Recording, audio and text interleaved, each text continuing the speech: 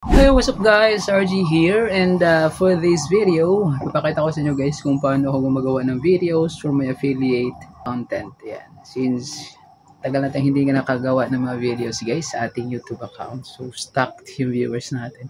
So I'm thinking of creating new videos. Ayan. Sa mga gustong makita yung mga future videos ko, don't forget to like, share, subscribe to my YouTube channel. Ayan.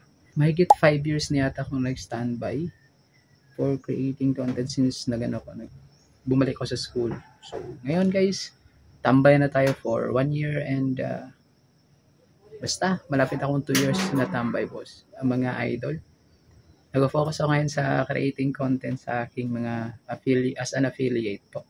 So nagbebenta tayo online. So ito guys, ito kasi yung current earnings ko for this, as of this moment, for about 2 years. Ito pa lang yung So, need nating dagdagan yan. So, we'll be creating content ngayon.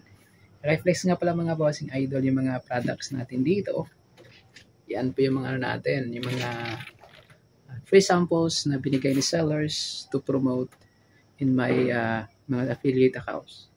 So, I'm thinking of creating content right now since eto may natanggap kasi ako mga mobile lenses, no?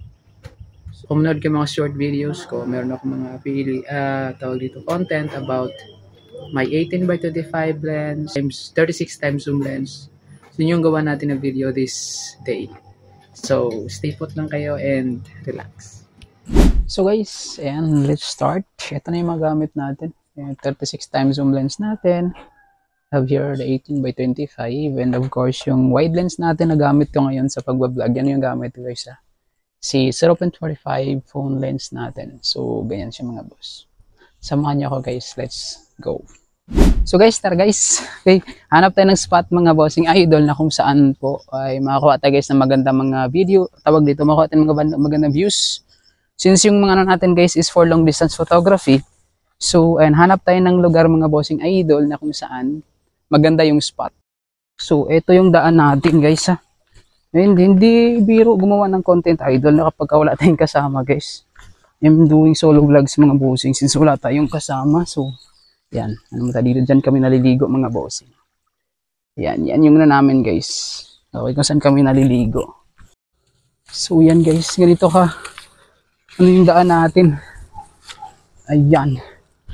So guys, lapit na tayo mga bossing idol sa kung saan tayo kukuha ng mga videos. Ito siya guys. Yan, malapit na tayo We're near. So, I'm thinking of dito tayo maglagay ng tripod natin. May bandang dyan.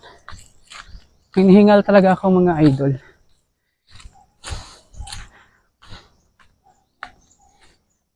So, dito tayo guys. This will be our spot kasi yung natin guys dyan na part, okay natin dyan na part guys yung kukunan natin. Yan, set up muna tayo guys So guys, this will be our setup mga bossing idol. Ito na po yung setup natin guys. Una ko pong tinest si 36 times zoom natin and let's see kung gaano kaganda yung kuha niya mga bossing idol kahit malayo po siya mga boss. So, stay put kayo dyan and watch for the result.